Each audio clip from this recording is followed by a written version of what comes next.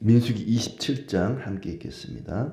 요셉의 아들 므낫세 종족들에게 므낫세 현손 마길의 증손 길앗의 손자 헤벨의 아들 슬로브앗의 딸들이 찾아왔으니 그의 딸들의 이름은 말라와 노아와 호글라와 밀가와 디르사라. 그들이 회막 문에서 모세와 제사장 엘라살과 지휘관들과 온 회중 앞에 서서 이르되 우리 아버지가 광야에서 죽었으나 여호와를 거슬러 모인 고라의 무리에 들지 아니하고 자기 죄로 죽었고 아들이 없나이다. 어찌하여 아들이 없다고 우리 아버지의 이름이 그의 종족 중에서 삭제되리이까? 우리 아버지의 형제 중에서 우리에게 기업을 주소서 하며 모세가 그 사연을 여호와께 아뢰니라. 여호와께서 모세에게 말씀하여 이르시되 슬로바 딸들의 말이 옳으니 너는 반드시 그들의 아버지의 형제 중에서 그들에게 기업을 주어 받게 하되 그들의 아버지의 기업을 그들에게 돌릴지니라. 너는 이스라엘 자손에게 말하여 이르기를 사람이 죽고 아들이 없으면 그의 기업을 그의 딸에게 돌릴 것이요 딸도 없으면 그의 기업을 그의 형제에게 줄 것이요 형제도 없으면 그의 기업을 그의 아버지 형제에게 줄 것이요 그의 아버지 형제도 없으면 그의 기업을 가장 가까운 친족에게 주어 받게 할지니라 하고 나 여호와가 너 모세에게 명령한 대로 이스라엘 자손에게 판결의 규례가 되게 할지니라.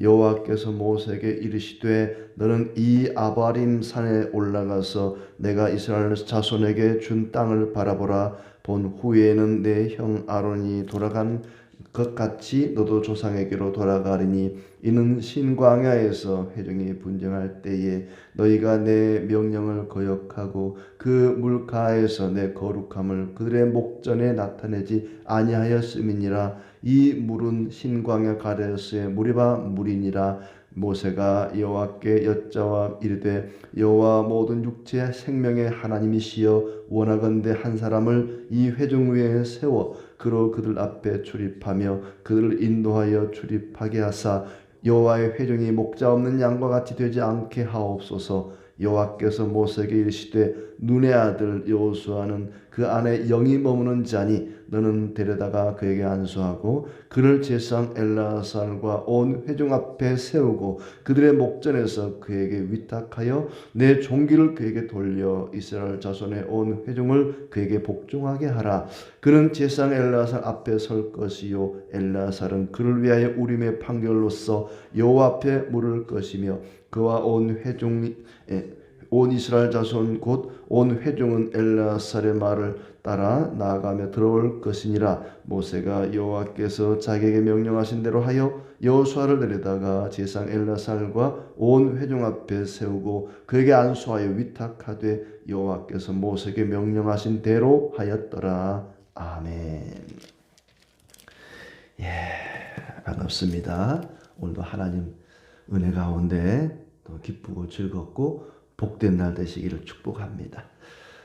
오늘 말씀은 부모의 땅을 자녀가 승계받고 또 이스라엘의 지도자의 자리를 모세가 여호수아에게 승계하는 이 두 가지, 땅을 물려주고 또 지도자의 자리를 물려주는 이 두 가지 물려줌에 대한 이야기입니다. 이미 앞장에서 26장에서는 이스라엘 백성들 가운데 1세대 출애굽 1세대지요. 출애굽했던 첫 번째 세대 부모 세대는 다 죽었다. 여호수아 갈렙 빼고는 다 광야에서 죽었다 하는 이야기가 나왔습니다.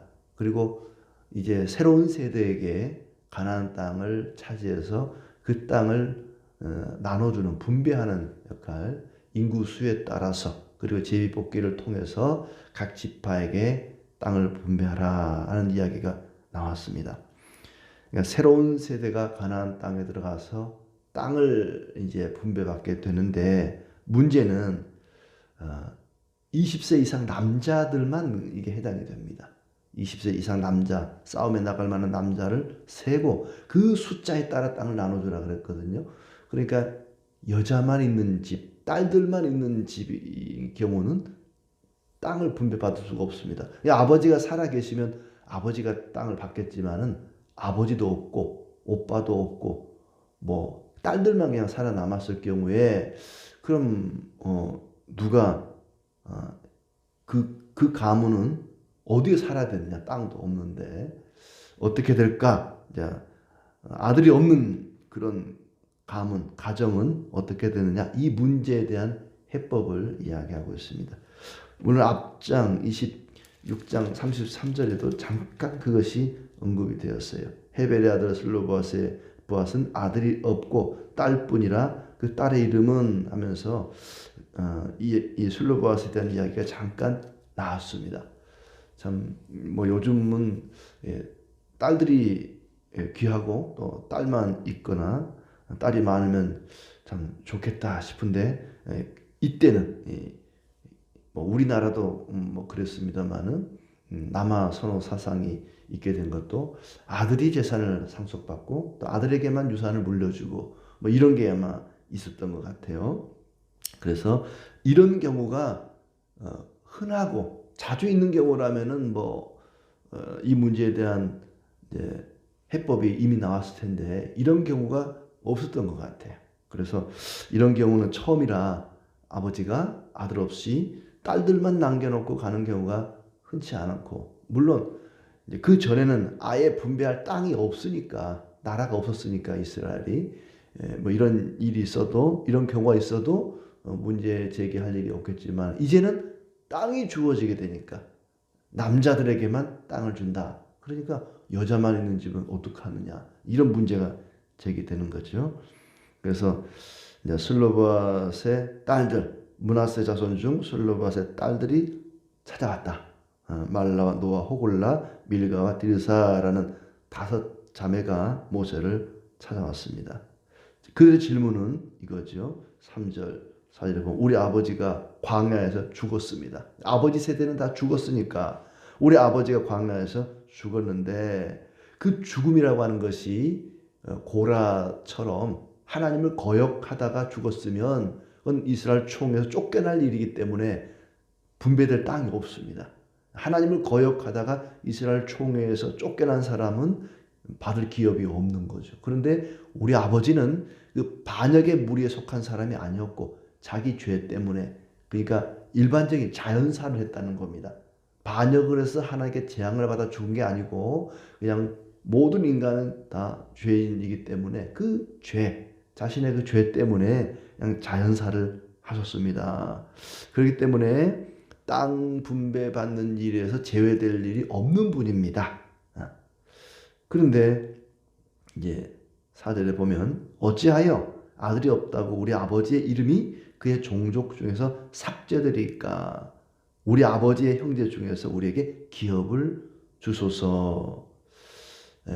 우리 아버지가 돌아가셨지만 우리 아버지 이름이 삭제되지 않기를 원합니다. 그러니까 단순히 땅을 차지하고 싶어서가 아니라 아버지의 이름이 지워지는 것, 아버지의 이름이 기억 속에서 사라지는 것에 대해서 딸들이 안타깝게 생각하고, 아버지의 이름이 사라질 수 있으니 아버지의 이름이 새겨진 땅, 그 땅은 아버지의 이름이 새겨져 있다고 생각하게 된 거죠. 그래서 그 아버지에게 돌아가야 될 땅을 우리 딸들에게도 주십시오.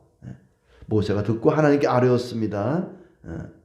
그래서 하나님께서 응답하십니다. 7절, 슬로바의 딸들의 말이 옳으니 너는 반드시 그들의 아버지의 형제 중에서 그들에게 기업을 주어 받게 하되 그들의 아버지의 기업을 그들에게 돌릴지니라.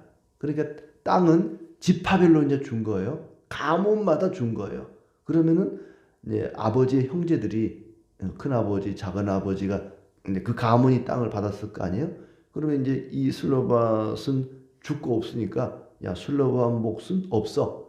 5 형제였다면은, 아버지 형제가 5 형제였다면은 아버지가 없으니까 4 형제가 그냥 나눠 가져버리고 이 슬로밧의 딸들은 가질 게 없는 거죠. 그렇지만 하나님께서 모세에게 말하기를 그 딸들의 말이 옳다. 그러니 아버지 형제 중에서 땅을, 아버지 몫을 받아서 이 딸들에게 줘라. 이것이 하나님의 말씀이었습니다. 그리고 이제 이것이 규칙이 된 거죠. 하나의 규례가 되어서 두고두고 앞으로도 만약에 이런 일이 생길 경우에는 반드시 이 규칙을 따라서 해야 된다. 사람이 죽고 아들이 없으면 그의 기업을 그의 딸들에게 돌릴 것이다. 딸들에게도 재산 상속권이 주어졌습니다. 아들이 없을 경우에, 아들이 없이 이 아버지가 죽을 경우에 딸들만 있을 경우에 딸들에게도 땅을 상속해 줘야 된다. 그런데 딸도 없으면 그의 형제에게 줄 것이다. 형제도 없으면 아버지의 형제에게 줄 것이다. 딸들이 없으면 나의 형제들에게 나눠주고, 형제도 없으면 아버지의 형제에게도 주고, 아버지의 형제도 없으면 가장 가까운 친족에게 줄 것이다. 그러니 땅이라고 하는 것은 하나님이 주신 거잖아요. 어제 26장에서 봤는데 땅은 그들이 자기들의 힘과 노력으로 차지한 것이 아니라 하나님이 나눠준 것입니다. 그렇기 때문에 하나님이 한번 나눠준 그 땅은 누구도 빼앗을 수 없고 빼앗겨서도 안 되는 땅이다. 하나님께서 우리에게 기업으로 주신 하나님의 나라는 결코 누구도 빼앗아갈 수 없고 빼앗겨서도 안 되는 것이다. 하나님의 나라를, 이 땅을 그냥 이 세상에 있는 땅이 아니라 하나님의 기업, 나의 영원하신 기업, 하나님이 주신 기업으로 우리가 생각을 하고 그 하나님의 나라를 끝까지 쟁취하려고 하는, 빼앗기지 않으려고 하는 그런 마음을 가져야 되겠습니다. 12절부터는 이제 이스라엘의 지도자의 자리를 모세가 여호수아에게 물려주는 그런 내용입니다. 하나님께서 여호수아를 세우신 거죠. 모세가 세운 게 아닙니다.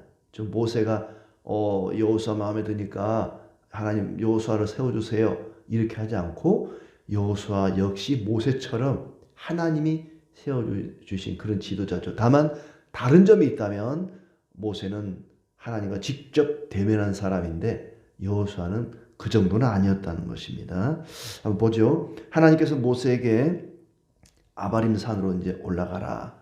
모세가 참 안타깝죠. 가나안 땅까지 이스라엘 백성들을 이끌고 들어갔더라면 참 좋았을 텐데 그가 그까지 들어가지는 못했습니다. 그냥 가나안 땅을 바라만 보고 쳐다만 보고 들어가지는 못하는 그런 안타까운 상황인데, 그렇게 된 이유가 뭐냐?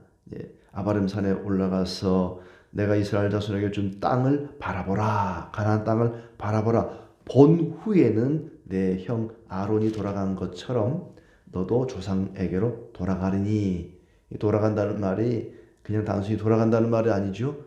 죽을 것이라는 얘기죠. 죽음을 예고하는 것입니다. 왜 너는 가나안 땅을 못 들어가고 여기서 죽느냐? 이미 앞에 신광야의 무리바 물 사건 때 다 말씀을 하신 것이지만, 이는 신광야에서 회중이 분쟁할 때에 너희가 내 명령을 거역하고 그 물가에서 내 거룩함을 그들의 목전에 나타내지 아니하였음이니라. 이 물은 신광야 가데스의 무리바 물이니라. 백성들이 물이 없다고 원망하고 목말라 죽겠다고, 우리를 여기 다 죽게 하려고 애굽에서 꺼내왔느냐 막 원망할 때 하나님께서 모세에게 반석을 명하여 물을 내라 했는데, 명령을 해서 말로 물을 내게 했어야 되는데 화가 나가지고 막 지팡이로 2번 쳤더니 물이 나왔다. 혈기를 부린 거죠. 하나님이 명령하라 그랬는데 명령하지 않고 말로 하지 않고 지팡이로 막 두들겨 팬 분노한 그 분노를 참지 못하고 혈기를 부렸던 것 때문에 너는 여기까지다. 이 아바림 산에서 가나안 땅을 바라보고 이제 너는 네 형 아론이 돌아간 것처럼 그렇게 돌아가게 될 것이다. 그러자 모세가 막 떼를 쓰고 하나님이 이룰 수 있습니까? 내가 어떤 사람인데, 내가 얼마나 큰 일을 했는데 가나안 땅 앞에 죽습니까? 나 그렇게 못합니다. 막 하고 하지는 않았죠. 순수하게 받아들입니다. 그러면서 후계자를 요청하죠.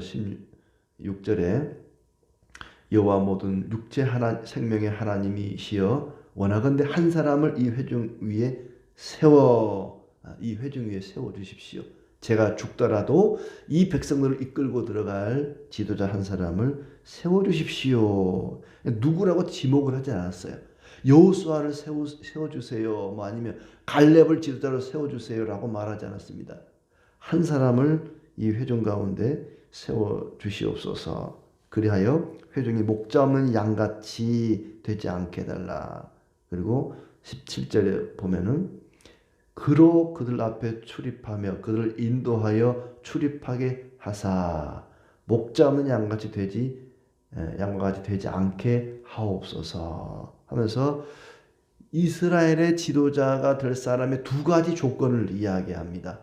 장차 모세의 뒤를 이어서 이스라엘을 가나안 땅으로 이끌어갈 지도자의 두 가지 조건을 이야기하면서 이런 사람을 내 후계자로 세워주십시오 하면서 요청을 하죠. 목자 같은 그런 지도자, 사자 같은 그런 힘 있는 지도자가 아니라 목자같이, 목자가 뭡니까? 양떼들을 돌보고 양떼를 인도하는 사람이 목자 아니겠습니까? 양떼를 돌보고 양떼를 인도하는 그런 목자 같은 사람을 지도자로 세워주십시오. 그렇게 요청을 하고 또 이스라엘이 나가도 들어가도 그들을 인도할 그런 사람. 그러니까 이 가나안 땅을 정복해야 되잖아요. 한편으로는 그 많은 군대 60만 명이나 되는 그 장정들 전체 합치면 200만 명 되는 이 인구를 요단강 건너서 가나안 땅을 점령하고 할 그 인솔자, 보통 지도력 가지고는 그게 쉽지 않겠죠. 그런 뛰어난 지도력을 가진 이 큰 무리를 이끌고 들어갈 수 있는 그런 탁월한 지도력을 가진 그런 지도자, 또 한편으로는 목자같이 양들을 돌보고 인도할 그런 목자 같은 그런 부드러운 온유한 성품을 가진 그런 지도자, 이 두 가지의 조건을 이야기했어요. 이게 이런 조건을 갖기가 쉽지 않죠. 이 큰 인구를 이끌고 갈 강력한 지도력을 가진 사람, 그들을 이끌어 들어갈, 그들 앞에 출입하며 그들을 인도하여 할 그런 탁월한 지도력을 가진 사람, 그리고 목자와 같은 이 백성이 목자 없는 양과 같이 되지 않게 하옵소서. 목자 같은 그런 지도자, 이런 지도자를 세워주시기를 원하나이다 했더니 하나님께서 여호수아를 지목합니다. 18절에 여호와께서 모세에게 이르시되 눈의 아들 여호수아는, 여호수아의 아버지 이름이 눈입니다. 눈.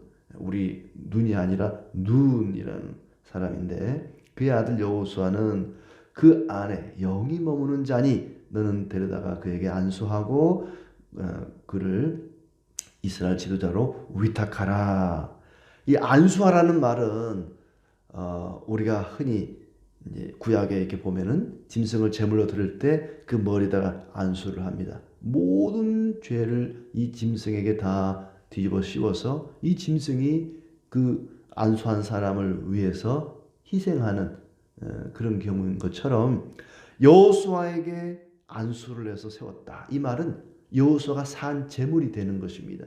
너는 산 제물이 되어 이 백성들을 구원하라. 이 백성들을 위해서 목숨도 아까워하지 말고 나가서 이 역할을 감당하라 하는 의미로 안수를 해서 지도자로 세웁니다. 내 종기를 그에게 돌려 온 회중이 복종하게 하라. 그래서 모세가 하나님 말씀대로 제사장 엘리야사를 데려다가 여호수아에게 안수하고 지도자의 자리를 위탁하게 됩니다. 자, 이런 내용인데 참 죽음 앞에서 모세가 거역하지 않고 원망하지 않고 겸허히 그 죽음을 받아들이고 또 후계자를 요청하는 그런 대목이죠. 참 나에게 죽음이 선고될 때 과연 우리는 이렇게 기쁜 마음으로 담담하게 받아들일 수 있을까? 참 누구나 원망하고 하나님, 내가 그동안 얼마나 하나님을 위해서 헌신하고 봉사했는데 이게 뭡니까? 막 따지고 들지 않을까? 그런 생각이 듭니다. 모세는 참 대단한 사람이다. 물론 120세까지 살았으니까, 에휴 모세야 120세까지 살았으니까 그렇죠. 우리같이 젊은 사람 죽으라 그러면 억울해서 어떻게 죽습니까? 막 그런 생각 들지 않을까 싶은데 아무튼 사람이 죽음이라는 게 60, 70뿐만 아니라 120이 된들 죽는 게 좋을 사람이 누가 있겠습니까? 근데 모세는 겸허히 이 죽음을 받아들입니다.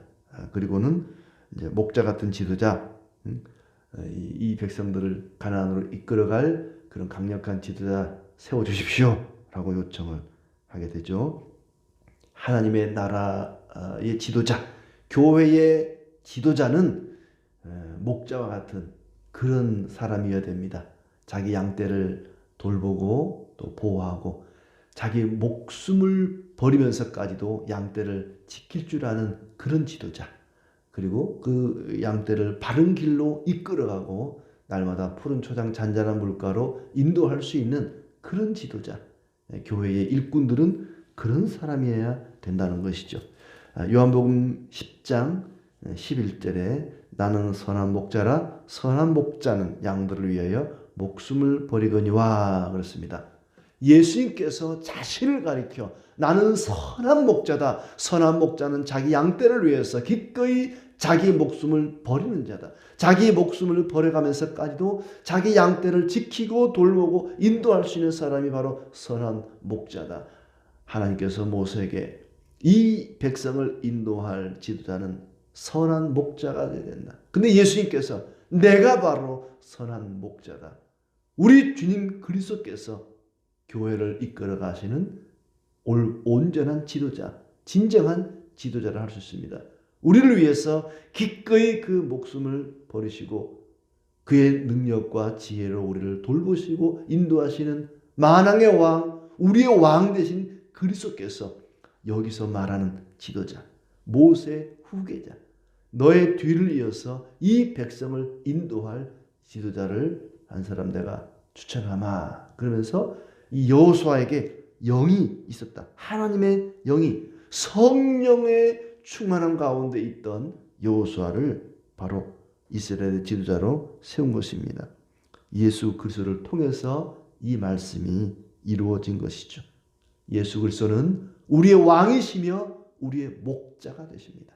우리의 출입을 이끌어 가시고 이스라엘 백성들을 가나안 땅까지 이끌어가는 역할을 여호수아가 했던 것처럼 우리를 천국에 하나님의 나라에 이르기까지 우리를 보호하시고 인도해 가실 우리의 목자이시며 우리의 왕 되신 그리스도, 그분이 광야 같은 이 험난한 세상에서 우리를 보호하시고 인도하시는 분입니다.